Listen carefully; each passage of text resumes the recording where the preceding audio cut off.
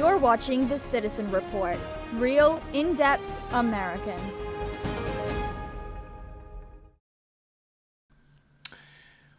Welcome to The Citizen Report, everyone. I'm Jonathan Shannon, and thank you for joining me tonight. As always, this newscast is real, in-depth American.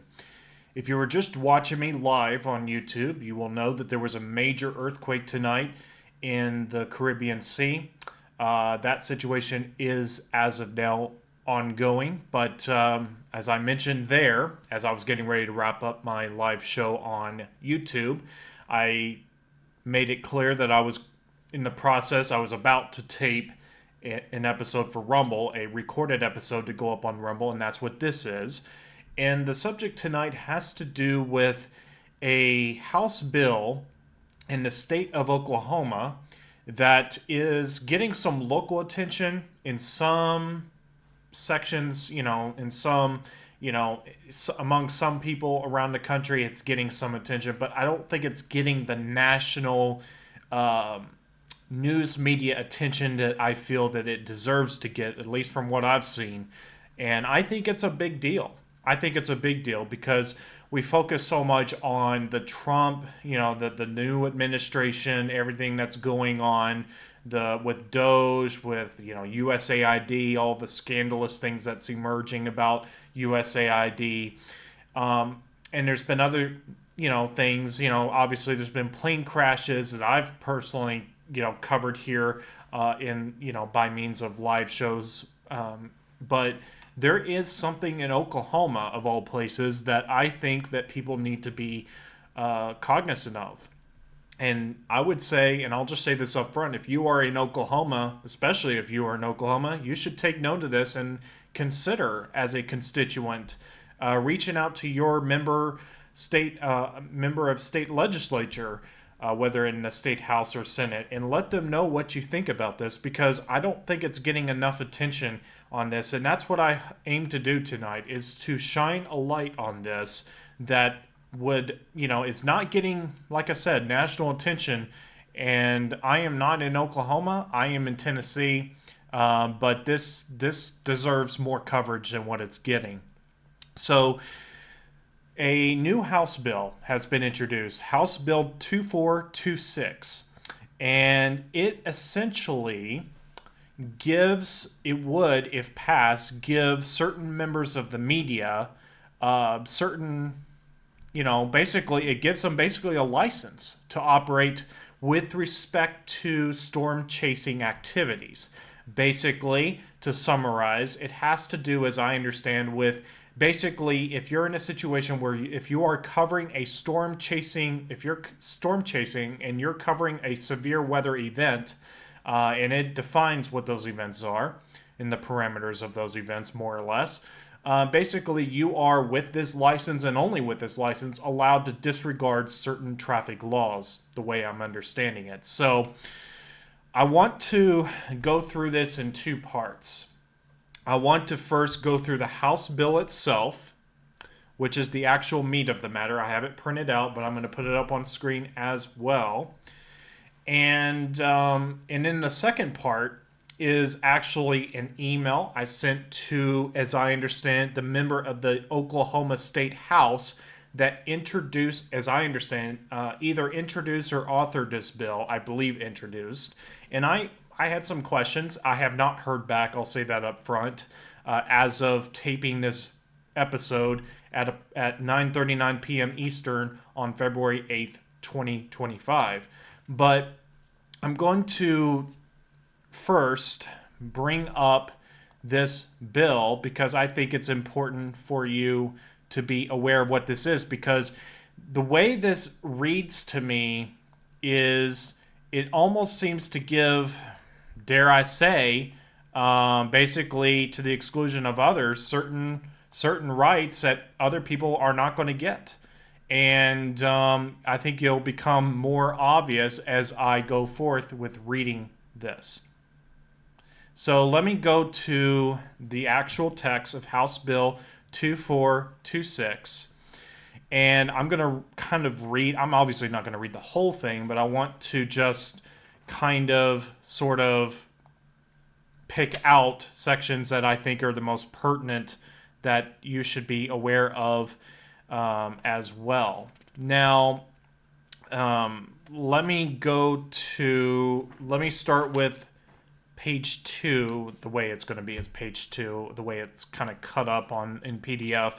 But so basically, I'll just start by reading this. As introduced, an act related to emergency weather response, creating the Oklahoma Emergency Weather Response and Tracking Regulatory Act of 2025. It's obviously, a bunch of legalese here. I'm not going to bother going through all this. So line 11, page 2, it says, and this is the thing that caught my eye among other things.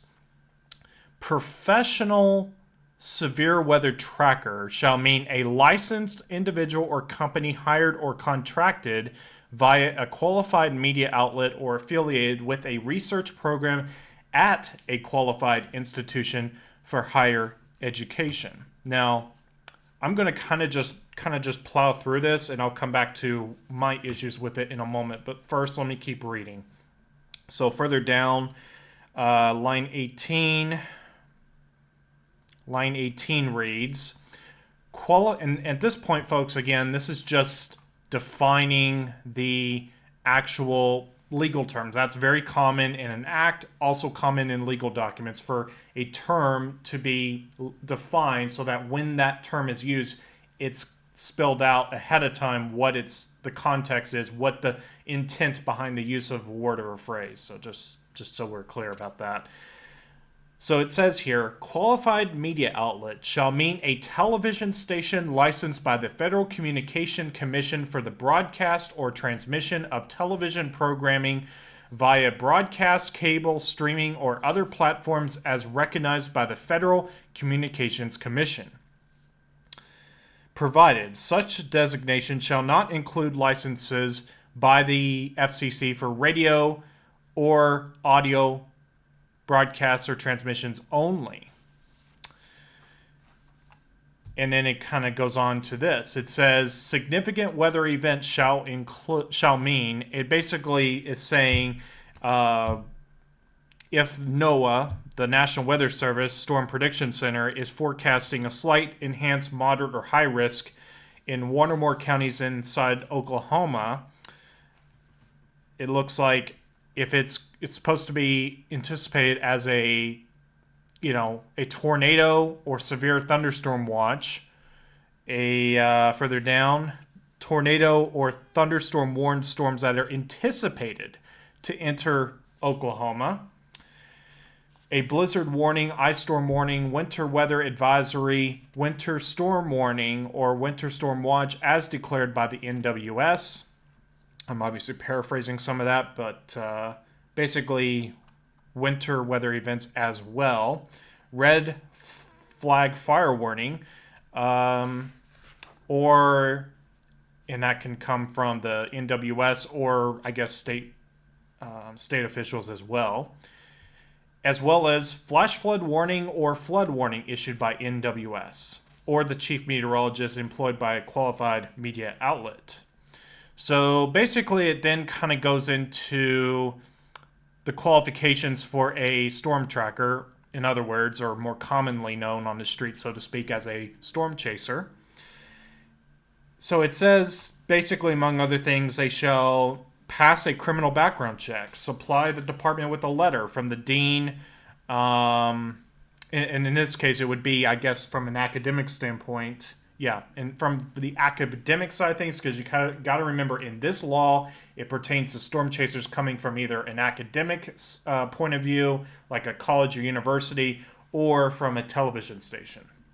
So, as I said, folks, I'm gonna editorialize here in a second and say what I think about this, but I'm gonna first just kind of keep going here, if you'll bear with me.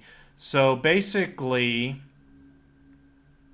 line 18 says, so line 18 says, shall have, and this is in the case of someone working for a television station, it says, shall have been employed or contracted with a qualified media outlet for not less than 5 years. Also pass a criminal background check.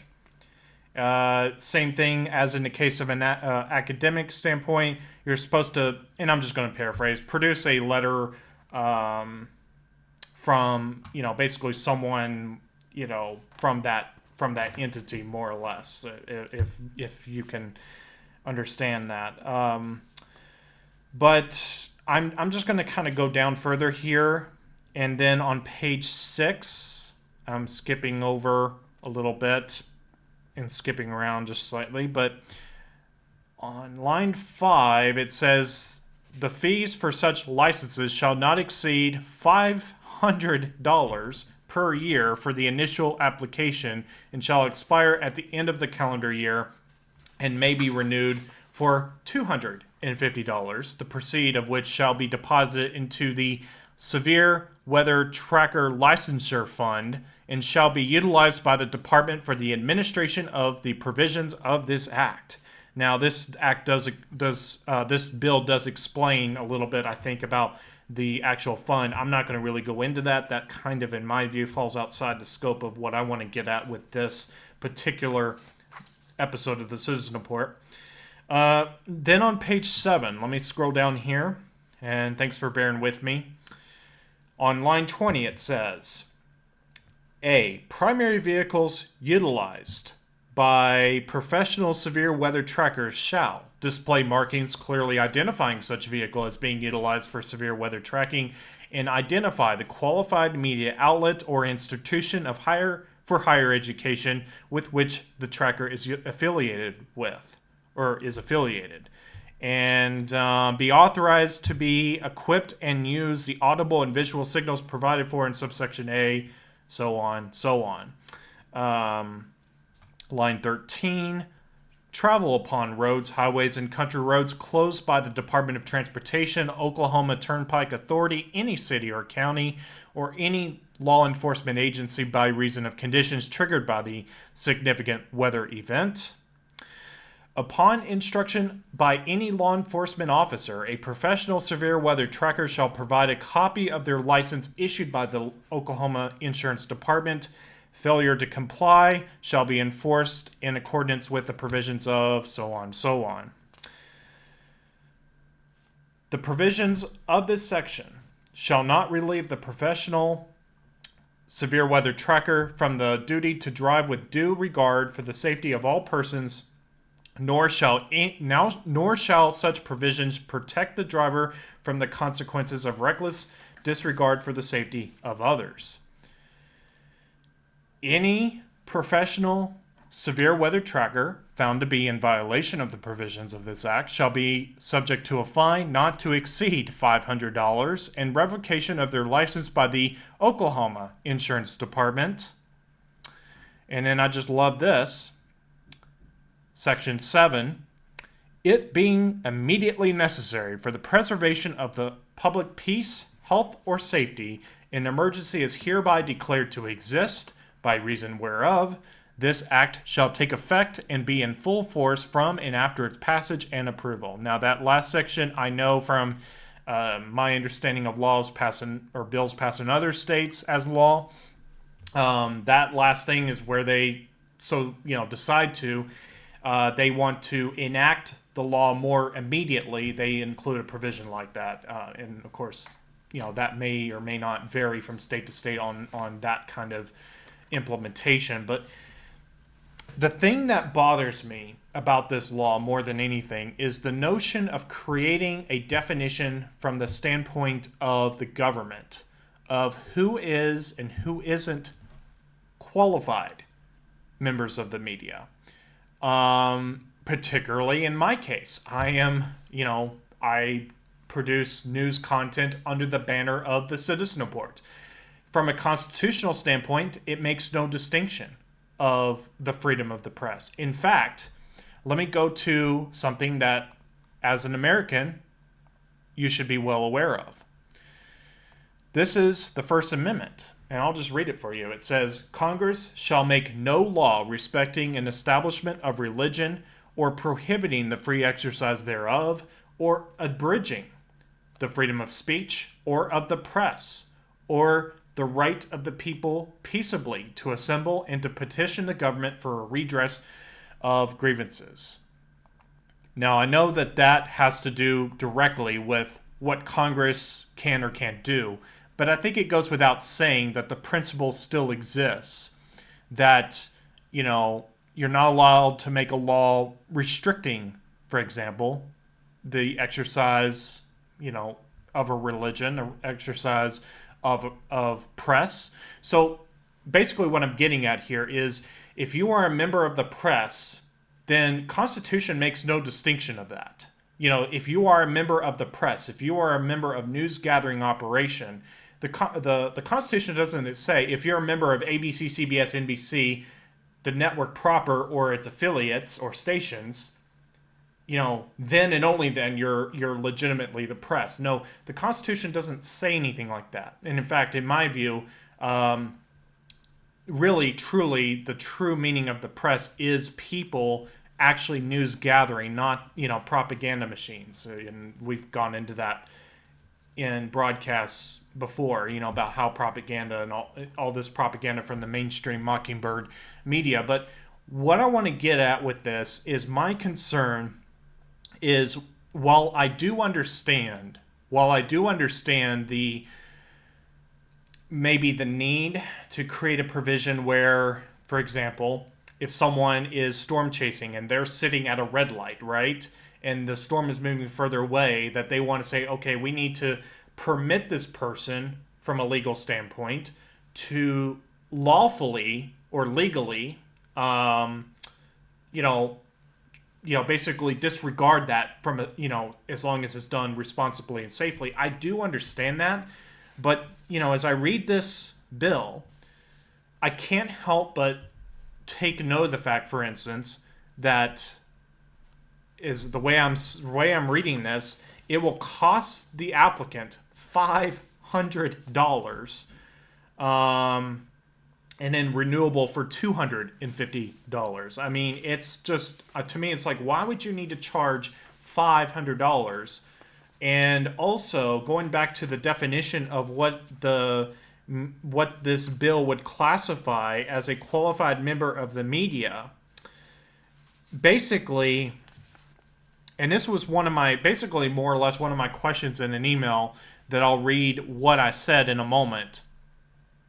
But basically, going back to where it says qualified media outlet shall mean a television station licensed by the Federal Communication Commission for the broadcast or transmission of television programming via broadcast, cable, streaming, or other platforms as recognized by the Federal Communications Commission. The thing that bothers me about this also is just, basically to be qualified is you have to work for a TV station. And I would say, no, you don't have to work for a TV station to be a legitimate member of the media. And interestingly enough, it doesn't seem to, in fact, it says right after that, provided such designation shall not include licensees who are licensed by the Federal Communications Commission for radio or audio broadcasts or transmissions only. So, unless I'm misreading that grotesquely, it seems like they are specifically excluding members of radio stations. Like, why aren't they included? Aren't they even from just a mainstream standpoint? Aren't they part of the mainstream media? Why would you not include them? And I know for a fact that you have YouTube channels out there that legitimately cover breaking severe weather events. Ryan Hall, Max Velocity is another one. There are others, bigger and smaller, that cover news events from a severe weather standpoint. Are they, if they so choose to cover it from a storm chasing standpoint or have someone contract with them, are they not going to be allowed to be in the same categories of people as long as they're responsible? I mean, no one's arguing safety here. But I have a major problem when you want to create a situation where some members of the media are legally recognized and others are not. Even though intentions with this bill, I'll give the benefit of the doubt, may be good, Personally, it's kind of a turnoff right there that you want to charge $500 to start with. And in my view, usually when you want to charge a fee that high, you're trying to exclude people that may not be as financially resourced, we'll say, as, someone in the mainstream media. So I wanted to bring this to y'all's attention because this, again, I am not a storm chaser. I do have an avid interest in weather, but I don't think this is getting enough coverage, and I think it deserves to get more coverage, especially in alternative media, independent media. This needs to be covered, and hopefully this will catch on more. And if you're in Oklahoma, I would urge my audience, if you're in Oklahoma, whatever your opinion is, to be informed about it, about what this is, and that this is happening. This is something being considered in your state legislature. And could this be a stepping stone to full-on credentialing of members of the press? Maybe not. I hope not. But we always have to check what people are doing in government, even if they say they mean well, even if they actually do mean well. Government is only there to really, strictly speaking, to protect the rights of the people. We the people. We the people are the sovereign under God. Think of it this way. We the people under God are the sovereign of the United States of America. In fact, I believe the Supreme Court has ruled with respect to the people of the United States part of it, that the people of the United States ultimately are the sovereign. So I know people want to, get all up in a tizzy over, sovereignty and stuff like that. But the fact is the people have, and in fact, in the bill itself, which just kind of says it right there as well, and I'll just put this up on screen because this kind of proves my point to that end, that purportedly when you have a bill, it says on line 24, page 1, be it enacted by the people of the state of Oklahoma. So it's not saying be it enacted by the government of Oklahoma. It's purportedly saying be it enacted by the people of the state of Oklahoma. So with that in mind, folks, just please be aware of this. And especially if you're in Oklahoma, please respectfully make your voices known of where you stand on this. And I believe that while there may be a need to say we need to provide legal relief for those that are legitimately covering severe weather events, they should not be saying that if you're qualified, you have to be this and you have to have a license for it. I don't see that as a good thing. I just don't. I have a hard time believing that's a good thing because that's a slippery slope, in my opinion, to other things. At the very least, in my view, that's just too much. It's just too much. And before I read the text of my email, let me go ahead and put this up on screen. This is just, for example, from Oklahoma Voice. This is some outlet, I guess. The headline from this site reads, Oklahoma House advances controversial bill giving some storm chasers emergency vehicle status. And so that kind of gives you an illustrative, the storm chasers, they're some gutsy people. I'll tell you what, they really are gutsy sometimes, especially. And basically, it talks about State Representative Scott Fetgatter, and a Republican, no less, from Okmulgee. The bill's author said he was asked to follow the legislation after going on a ride-along with a storm chaser who saw his interest in the topic. He said it is necessary to help improve the forecasts and warnings for severe weather by allowing greater access to professional storm chasers. He said it would be un-American to ban storm chasing in a state that has served as the backdrop for blockbuster weather movies, but said media outlets licensed by the FCC, along with colleges and universities offering meteorology courses, need greater access to the storms. And he goes on to quote basically, storm chasers pull up to intersections, not a car in sight, they're stuck at a red light, falling behind the storm. I don't want people driving erratic or being crazy, but if I have a storm chaser I'm following an F4 tornado, they need to be able to run a red light. So first of all, folks, realistically, I mean, I'm not sure what I would say about that in prudence, but just, it's kind of like this. If there's no car there, then just have the law say if you're legitimately doing storm chasing, then you can, because think of it this way. If the storm is coming towards you, I'm pretty sure a cop is not going to argue with the fact that you need to get out of there for your own safety, let alone covering the storm. So again, I get it's more the point of view of the storm going away, but I just see ways around this without having to create a license, let alone a $500 fee, and a qualified definition from either a higher education standpoint, academic standpoint, or from a TV, FCC licensed TV station standpoint. So let me just read, because I decided on Friday night to go ahead and send an email to this state representative. And by the way, that article does mention there is a sort of a complementary Senate bill by State Senator Mark Mann, a Democrat from Oklahoma City. So I guess there is a Senate bill, but I believe the verbiage is very similar in all that stuff. So I'm not going to take the time to get into that because I haven't really delved too deeply into that particular situation side of things. But very quickly, let me read to you the email I sent, I believe, Friday night. And I gave, Thursday night. So I gave basically this state representative, Fedgatter, until basically 8 p.m. Eastern Friday, because I saw that basically Oklahoma state representatives, they're basically open for business, I believe, till 7 p.m. Central. So I decided to make it, let's just be equal to that, end of the next business day. So 7 p.m. Central Time, 8 p.m. Eastern Time.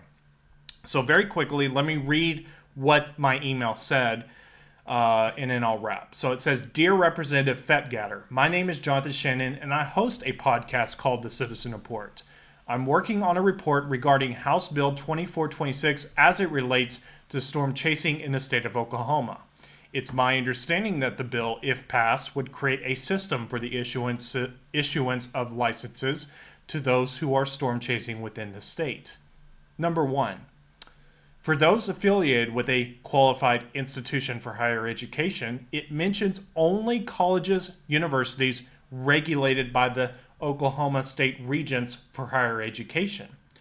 Does it mean to exclude legitimate meteorology departments from out-of-state academic institutions? 2.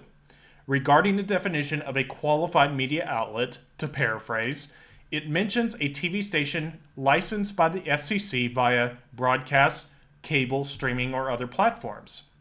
There are a growing number of independent yet equally as qualified news sources, particularly on the internet, that would seemingly be excluded. Some noteworthy of mention include Ryan Hall and Max Velocity. The provision seems to also exclude radio stations. Does this provision mean to exclude any member of the press who is not part of a FCC licensed TV station? 3. Assuming compliance with all traffic laws, does this bill intend to make storm chasing illegal for those who do not otherwise meet the criteria set by this bill, specifically freelance journalists and meteorologists? I'm hoping that I can include your written reply as part of my report to be included in my initial report regarding this House bill. I would greatly appreciate your reply by 8 p.m. Eastern Time, Friday. Thank you very much. With kindest regards, Jonathan Shannon, host The Citizen Report. So that was what I sent to him. And I understand that he said in that, as noted in that that article from, I believe it was called Oklahoma Voice, I understand that he said it's not his intent to make it illegal to storm chase, but I believe it still that question needs to be asked overtly, just so we're clear about that. He did say that, but I want to make that clear as well, because it doesn't make a lot of sense to me. Why would you exclude radio stations? Why would you exclude, for example, out-of-state academic institutions?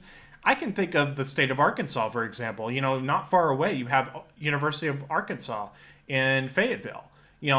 I don't know what they do, if anything, but if they wanted to pursue a storm, why would they be excluded? They would be just as legitimate from an academic standpoint as someone in Oklahoma. So there's a lot of questions that in my mind remain and persist. And I would just say that I understand that, again, I understand the issue of traffic laws, traffic safety, but, we already have traffic laws, and it's kind of like this at common law, because in all states except Louisiana, because they basically, to make it really simple, basically they have their history goes way back with the French, basically, okay? So they have some kind of holdovers from their legal system, but notwithstanding that, so from a federal level and on a state level, we have what's called the common law.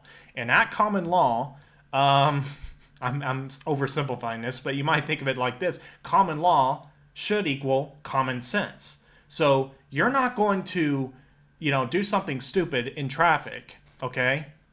But if there's no traffic, if there's a storm right near you, and it's an emergency situation, I don't think a cop's going to argue with you safely disregarding a red light if there's no problem with doing that. If you're in the middle of farmland and there happens to be a red light or whatever, I don't see the problem with that. Now, maybe someone else has a different take on it. You're entitled to your opinion. I'm just giving you my personal take on this bill. Personally, I think it's just better to not have this kind of law, because it's a slippery slope, and I think already under common sense at common law, you can make it, but basically it's problematic at best to have certain members of the media included and others excluded.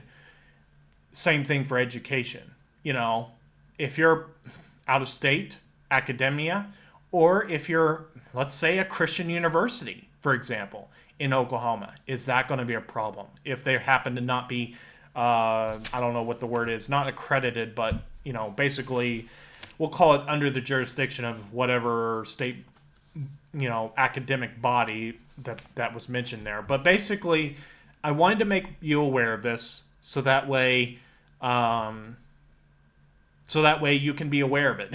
That's all I know really to say about it. I personally, I think it shouldn't be law, but that's just my personal opinion. I'm not a citizen of Oklahoma. I live in a different state, but that's just my opinion. So that's it for me, folks. If you like what I do, please subscribe to my Rumble channel. For the time being, live shows are being done on YouTube due to, just the logistical part of doing live shows. But Rumble is officially the flagship source for the Citizen Report. So please subscribe to Rumble. Consider sharing the link to this episode if you like what I do and want to support independent media like myself. Please, you can help by sharing the link, subscribing, and spreading the word about this episode, but about this show as well. So that's it for me, folks, and God bless each and every one of you. Thank you so much for watching, and by the grace of God, I hope to see you right back here again next time here on the Citizen Report, and I will see you again next time. Have a good night, everyone. God bless.